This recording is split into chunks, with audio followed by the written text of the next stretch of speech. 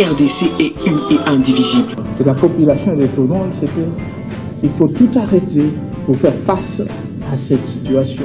Et que nous ferons de cette terre richement bénie un réel havre de paix, de prospérité et de progrès social.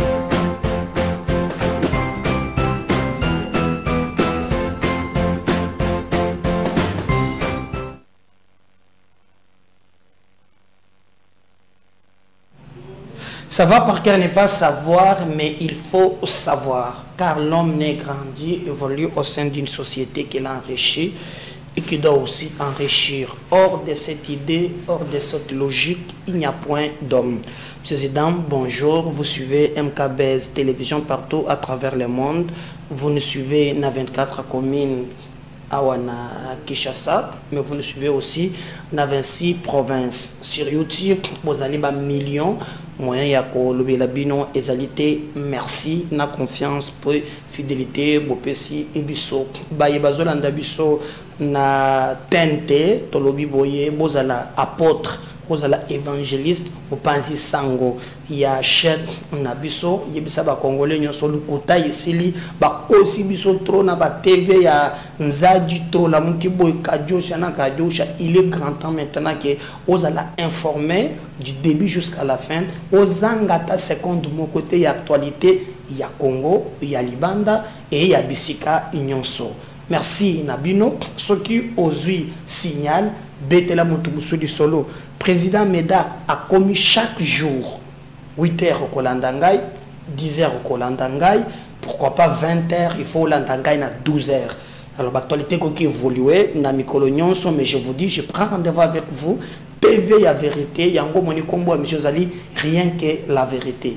Ndekomoko ba komelinga misa to balobi sengeli baleka. Oui, ezali plateau na bino, tozo pesa na batunyo et nous avons dit chaîne na biso, toza na TNT nde bozo tala biso to na IPTV tozali na BlueSat OTT international tozali comme na téléphone na installé au BT comme na tozali na bouquet wana tozali sur YouTube avec 87 000 abonnés tozali sur Facebook tozali sur Twitter tozali na TikTok donc tozali na esika moko totikité.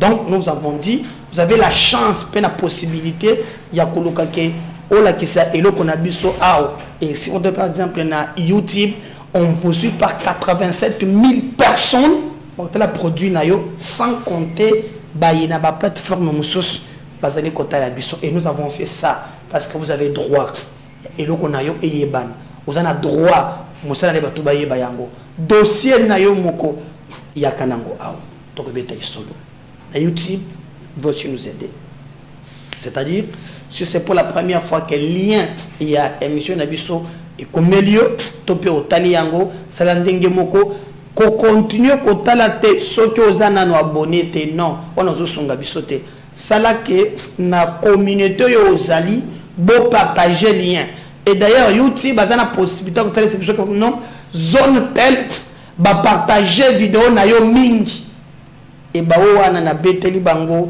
maboko clin d'œil na bando d'Afrique du Sud.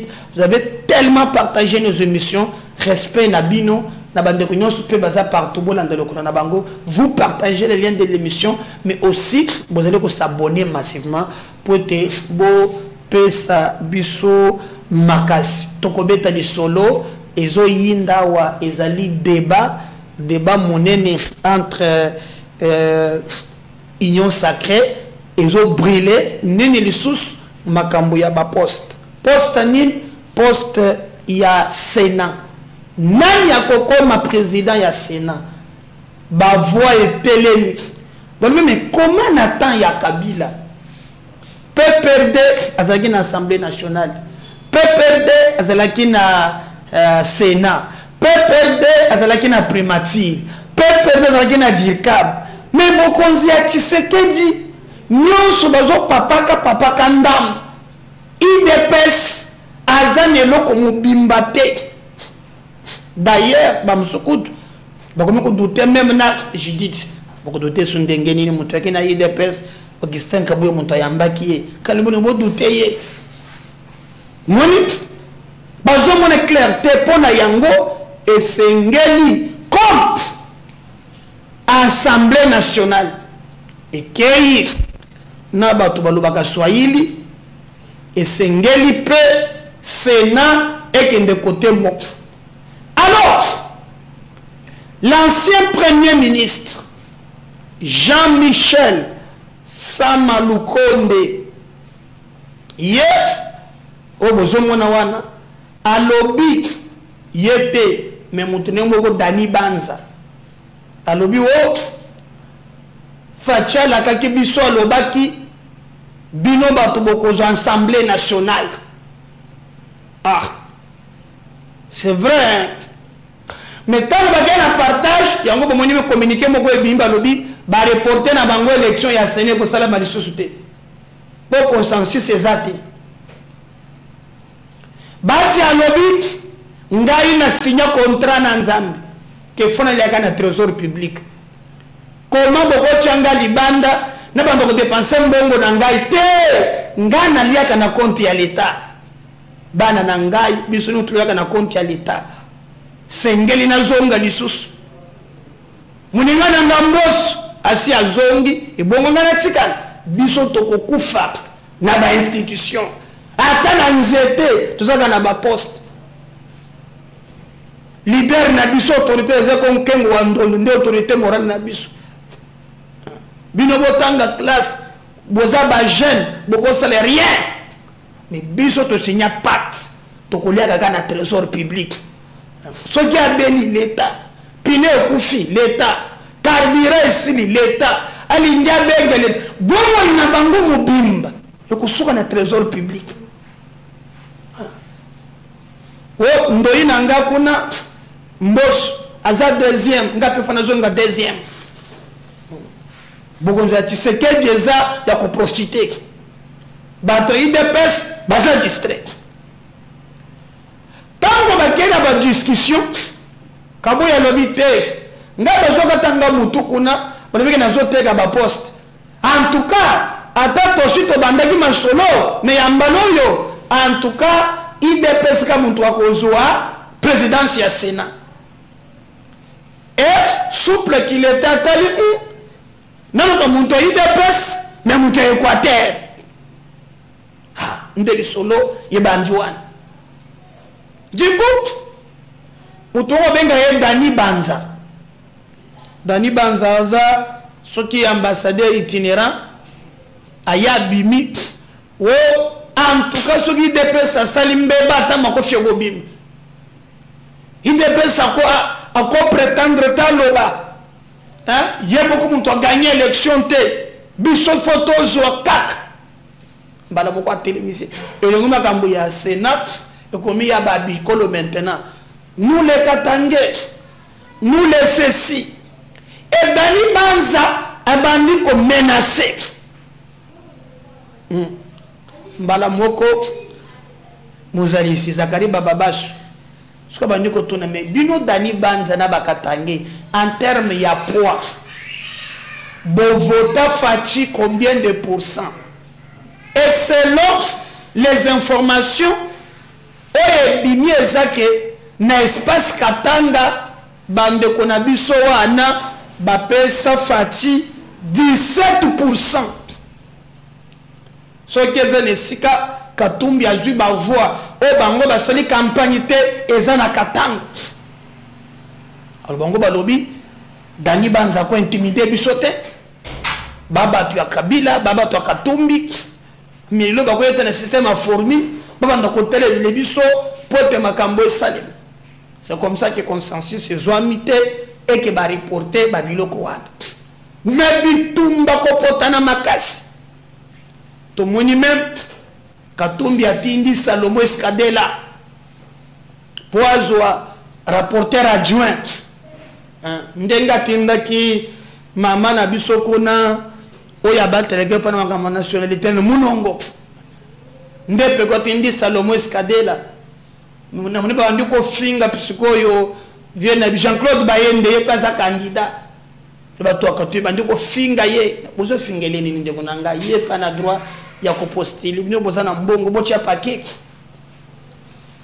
Alors tant que comme nzoka to fanda boye selon Zakari Bababa celui qui s'invite na dossier wana ezali Fifi Masuka wana salon Zakari Babasu o bozo mbalobi akomi na mbongo mamoyo mbongo hein misolo po côté na inde biloko ngeza mabele wana batoka ka bateka muke moza na million ce que ya ndala kana ngwala mukaka nango akomi na mbongo salon Babasu alobi ye mutu soye na pati soit biba sénateur baya ozolo kanini lupango na gombe zwa yo zolo kanini wonga zolo ka 100,000 zwa Zakari mutu alobi que la réseau tambola na ndenga nyama alors mbala moko nde Zakari palobi okomi ya mbongo yeba betaki turwana asali video abele procureur tinda batu sikoyo na Pullman bien na fleuve Congo tel la reza ko sakana te engaye bundire président wana comédie procureur pourquoi tinde ba soda alobi mais ba sénateur la kolonda ba papa wana te ali ba athlète jeux olympique bazotola kuna mbangu ba sénateur bazui engaye mukwata ye bandiki ezamolo bananga te ça Zakari ba oyo zanga te zak beta du solo pour besoin de mangate yo mugolo dossier beta du solo toke kwataimwa nao en tout cas procureur merci à trop batuba pakati mbangu na fleuve Congo na tozo luka ba champion olympique bazali là-bas. Voici la composition du bureau du Sénat tel que souhaité par le peuple congolais. Mesdames et messieurs, bonjour. Je suis Zakari Babasu, un zolocable joueur à Kiker, Nazanga remplaçant. Attention, Nazomona, Bazoga, Dani Banza, Bazoga, Roloba, Lelo, Dani Banza, tu sais que Bazoga, combien de voix Panabino? Yo, ça, le chantage, la présidente de la République, le chef d'État nous a promis. Écoute, quand le président promet, il te promet, c'est pas à toi qui dois aller raconter ce qu'il t'a promis. C'est le président lui-même qui doit dire qu'il a promis quelque chose, telle ou telle chose à quelqu'un. Et ça y est, Sam Aloukonde des premiers ministres. Nous sommes en pré-campagne, on doit se dire des choses. Nous sommes en pré-campagne. Je suis député provincial, c'est-à-dire le Sénat étant l'émanation, je parle au nom de mes collègues députés provinciaux pour l'intérêt de la République. Nous voulons construire nos provinces. Et le président du Sénat est le suppléant constitutionnel de l'institution président de la République en cas d'empêchement. Sam Aloukonde, premier ministre, tu sais qu'il y a eu combien de voix? Fifi Masuka, tu sais qu'il y a eu combien de voix dans vos zones? Voulez-vous que je vous rappelle maintenant ce qui s'est passé? Suivez-moi attentivement. Grand Kassai, le 17%, Grand Katanga, 17,8%. Alors que vous aviez le Premier ministre, vous aviez le directeur du cabinet chef de l'État, vous aviez la GECAMINE, vous aviez tout, alors taisez-vous. Qu'avez-vous fait pour les Katangais? 17%. Le Grand Kassai a donné 96,6%. Le Grand Équateur, bravo à Jean-Pierre Bemba, qui a mouillé le maillot, on l'a vu partout. Jean-Pierre Bemba, 93,6%. Les chiffres sont officiels, ils sont de la CENI. Grand Oriental, 77%. Espace Nekongo, 73%. Le Grand Kivu, 71%. Vous, le Grand Katanga, 17%. Regardez, la barre est en dessous.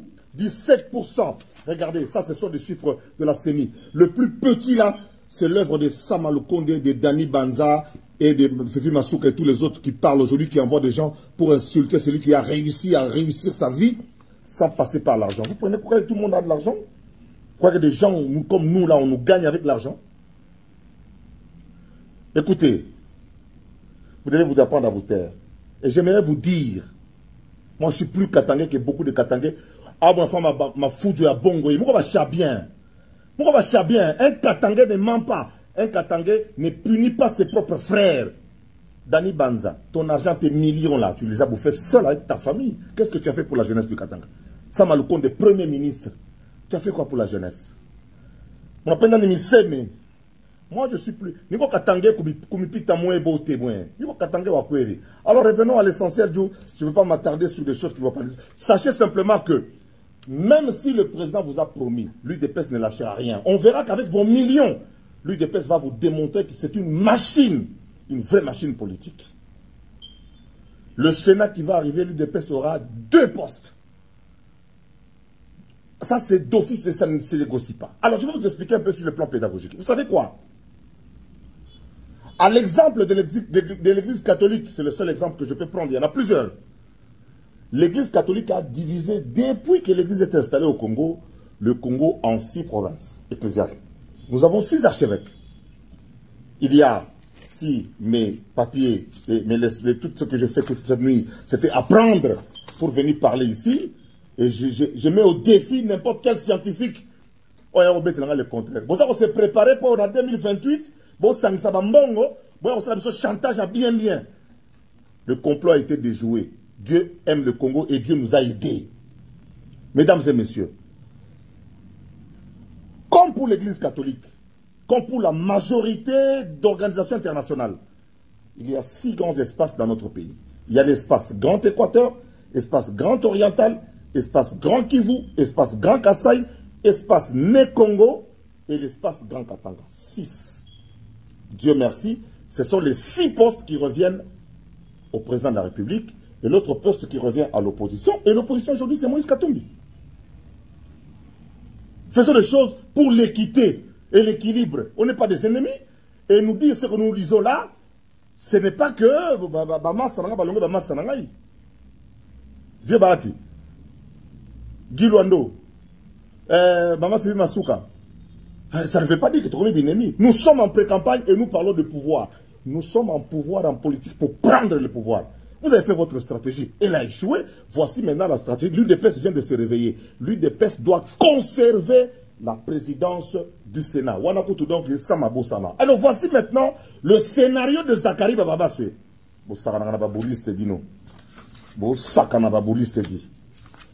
Voici la composition de Zakari Bababaswe. J'ai des noms des gens, mais je ne vais pas les dire aujourd'hui. Stratégie Lala Wadi. Président du Sénat, Grand Équateur, UDPS.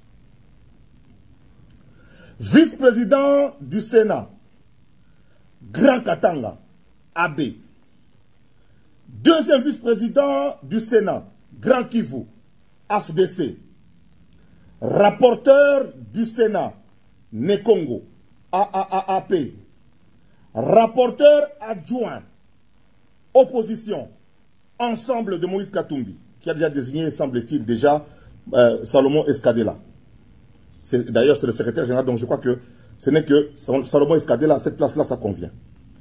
Questeur du Sénat, l'UDPS ne lâchera pas. Grand Kasaï, et c'est le mosaïque. Grand Kasaï, mosaïque. Et questeur adjoint, Grand Oriental. Voilà ce que je vous dis. J'ai les noms, mais je ne donnerai pas ces noms-là aujourd'hui. Alors, je voudrais simplement dire aux gens qui viennent ici pour dire que le chef nous a promis. Vous savez, moi, là, tu sais que m'a déjà promis combien de choses? Ce n'est pas moi de venir le dire. C'est le président de dire que j'ai promis à tel. Ce n'est pas à vous de venir, balaka qui n'aille. On dirait, bon, balaka qui est congé, tout bonbon à récréation. Nous sommes en politique, monsieur. On fait de la politique, on ne fait pas de la religion. Alors, vous qui prenez, vous pensez peut-être déstabiliser la Baba sur la. Ça fait 40 ans dans ça, la polémique. 40 ans! Il y a polémique en Zouloukable. 40 ans, il y a polémique, ils arrivent là-bas, c'est. Vous comprenez? Vous savez, on a bien télémagasit. Est-ce que ça m'on pena yo sama to yo Fifi Masuka to yo Dani Banza yo go sala meeting yo na Katanga. 17% alors que vous étiez en fonction. 17%. Tu sais que dans 17%, t'as rappelé nous finadino. Alors pour que l'UDPS va telemi complot a déjà dénoncé. Pakatimba on a fleuve Congo ba yelinga perruque ya moko na bango on a ba garde ba keneko sous ba garde tikala munduki tikali ba zo ba tiba chango pepo bobimi mbangu parce que j'ai dit que propriétaire au Kangabino. Mbon on a bino ko sala rien. Mbon on a bino ko sala rien. UDPS a telemi. Oh comme il Kambuku et comme il Kamba Congo. To voter qui présente ce qui dit pour celle sambo quand même. Total n'inde bozo pota. Ça m'a d'abord un atta chef et institution à mon côté. Bah, tu as le président, il y a l'institution, il y a un activité. Ni Mboso. Banda to banda makambo yo. Personne n'a jamais été président d'une institution. Aki comme président de sous et ça n'a maté. Banda ba deriko et Tito Afungara. Banda conseil législatif ya kasongo mukunji. Banda to zalaka na ba zondo ne do pelingo. To tikala jamais comme on a que muta uti na force ya likolo boye bakiti ba bidra mazani olonga na poste likolo na poste likolo. Vous avez dirigé une institution, on a besoin de votre expérience. Quitte à la limite, bon, bah, ils ont un deuxième vice-président sur il y a le Sénat, pour évoluer. Arrêtez de faire du chantage au chef de l'État en disant qu'il nous a promis comme si vous voulez le tenir. On laisse.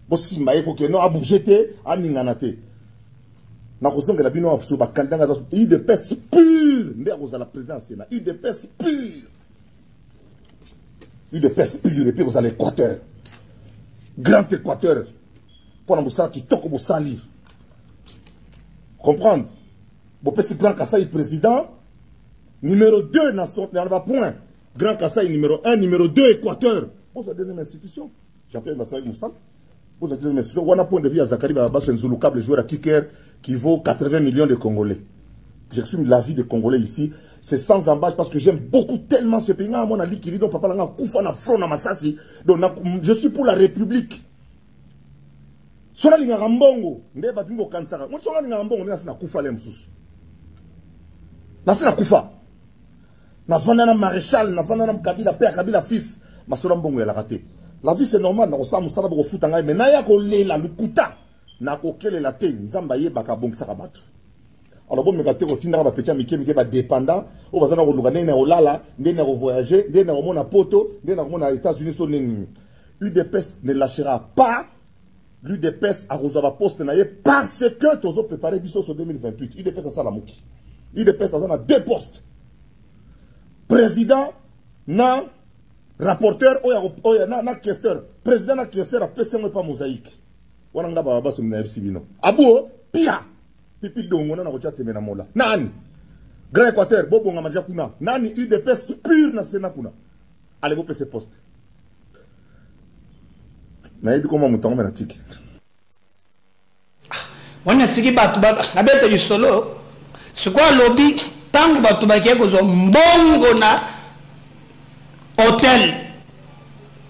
Je sais pas ce que fait Fima Souka vraiment est-ce que non Zakari tout la paix claire. Fima Souka longo kakatanga ye ao. Kotai mwanao bota la Zakari sikoyo nde batu bakima ki ya mona kibango pongana mona ye mtu mona kibango nde bazo kima procureur tebe za radio te zak ezala nginde ngini Kwatai mwanao en tout cas procureur merci à trop batu ba pakati mbangu na fleuve Congo na Tozo luka champion olympique, ils ont champion olympique bazali là-bas. Tozo luka champion olympique, ils ont champion olympique. Batu ba pakati mbangu na ebisi no fleuve ko ba garde corps batikani. Te Fachi oza nzambe. Fachi oza nzambe. Il dépêche. Ça dit que batu ba pakati mais caméra surveillance ya fleuve Congo fait loba. Procureur, batu ba kimi poani.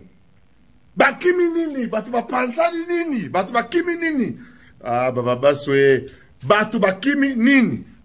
Batu ba pansani, kwatai mwanao, kwatai. Mbangwa osaganate. Bino boza pour la bonne cause, kubo kimi nini. Kwatai mwanao.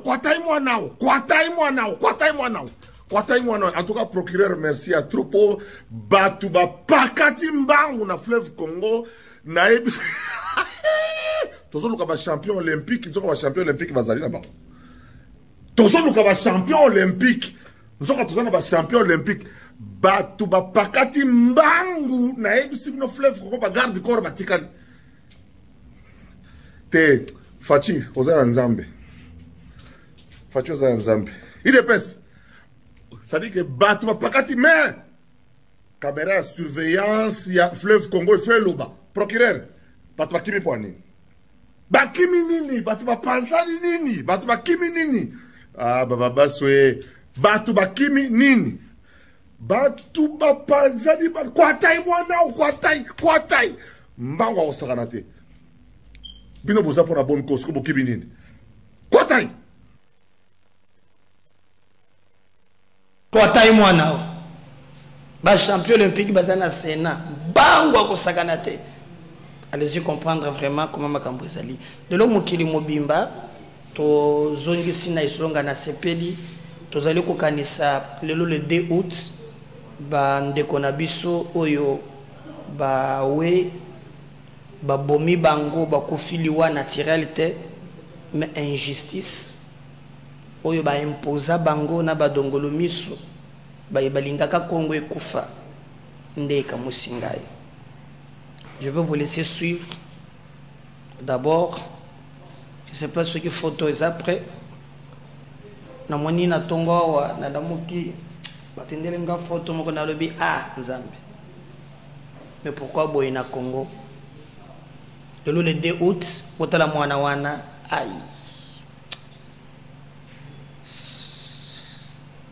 le monde n'en parle pas.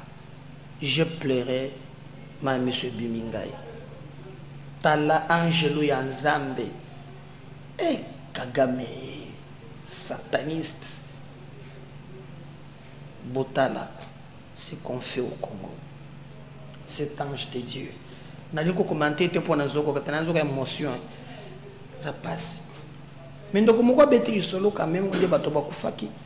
Les 2 août tozoka ne sabango. Ba yebatiki mukili po balingi kufate. Mais parce que Kagame linga boma bango na Museveni. Insupportable. Suivez cet extrait, on va revenir juste après. C'est un comeback dans une histoire tragique vécue par Ramazani il y a de cela 24 ans. La guerre de 6 jours opposant 2 armées étrangères sur le sol congolais. À l'époque, élève âgé de 9 ans dans cette même salle de classe. C'était commencé quand on faisait le travail manuel dehors là-bas. Des balles commençaient à retentir. Et nous, on a fui dans notre salle. On nous a enfermés ici. Et les enseignants sont partis. Ils nous ont laissés ici. Nous nous sommes débattus jusqu'à ce qu'on a arrivé à fuir. Certains élèves seront gardés pendant 2 jours dans la cour de la sœur supérieure avant leur évacuation. Des propos prononcés par celui qui fut à l'époque promoteur de cet établissement. Les Ougandais étaient montrés sur la toiture de la maison qui est là. Toute personne qui devait franchir la petite porte était abattue. À l'école Homme Fayenne, le tracé de la guerre de 6 jours sont encore visibles. Vous voyez la fenêtre là, sans vitre. Il y a une douille d'une bombe à fragmentation qui est entrée par là. A cassé la porte, cassé le tableau de l'autre côté. Plusieurs morts et de blessés de victimes qui ont vu du jour au lendemain leur corps s'est transformé dans la commune de La Chopo. La bombe était tombée sur la 4e porte. Sur la 4e porte. Donc ça a pris tout le long de la maison. Alphonsine Abissi a assisté impuissamment à la destruction de sa maison. Son récit relate la marche d'une famille vers un lueur d'espoir malgré la présence de cadavres dans les différentes avenues. Papa, bato bakufaki. Bato bakufaki ebele. Okotambula biso kutuna ntango tokendaki kokende nzela nani wana nani na vétérinaire tokuti ebembe ya policier tolingi topusa na mwa liboso boye tokuti ebembe mosusu kasi tozali okanga kaka motema toke mboka ezali kaka kimia moto te ndeke te eloko moko te. Plus jamais seul, c'est vendredi le gouvernement de la RDC commémora ces victimes d'un génocide oublié en RDC. C'est un comeback dans une histoire tragique vécue par Ramazani il y a de cela 24 ans. La guerre de 6 jours opposant 2 armées étrangères sur le sol congolais. À l'époque, élève âgé de 9 ans dans cette même salle de classe. C'était commencé quand on faisait le travail manuel dehors là-bas. On a senti des balles commençaient à retentir. Et nous, on a fui dans notre salle. On nous a enfermés ici. Et les enseignants sont partis. Ils nous ont laissés ici. Nous nous sommes débattus jusqu'à ce qu'on a arrivé à fuir.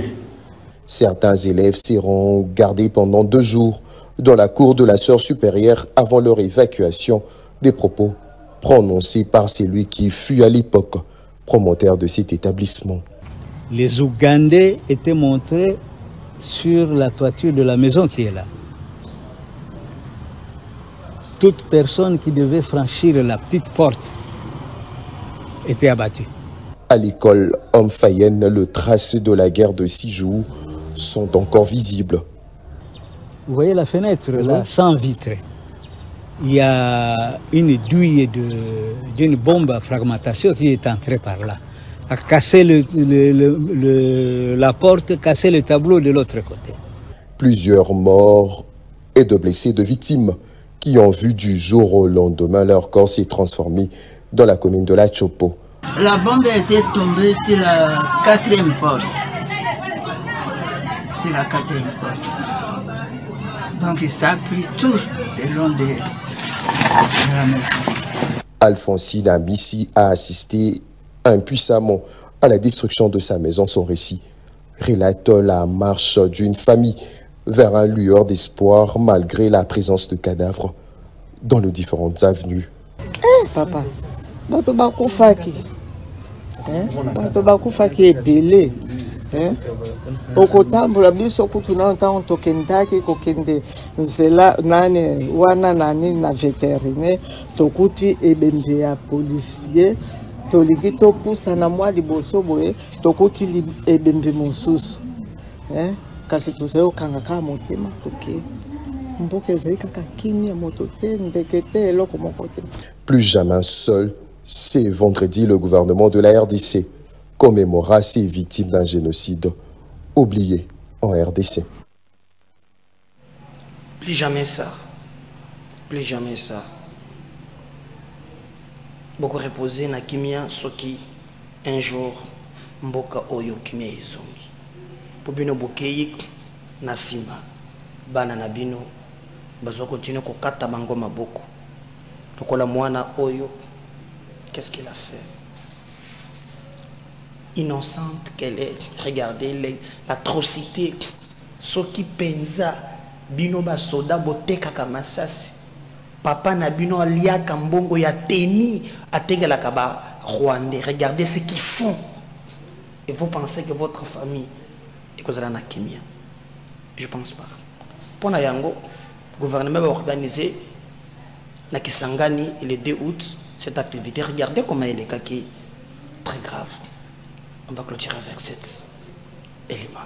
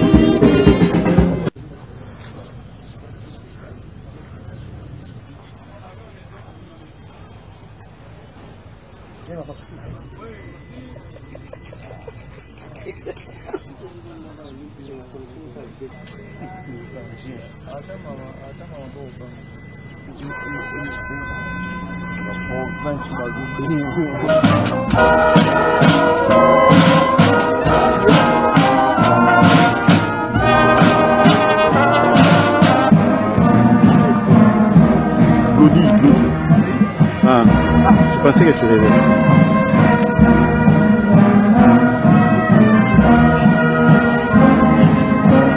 Batia mingi photo na nini kuna na mairie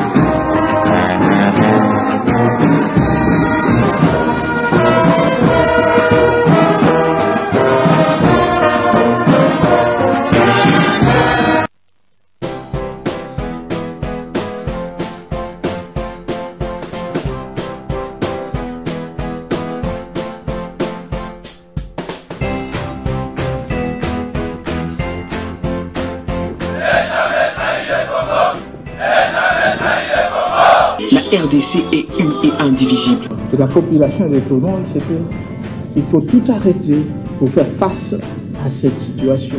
Et que nous ferons de cette terre richement bénie un réel havre de paix, de prospérité et de progrès social.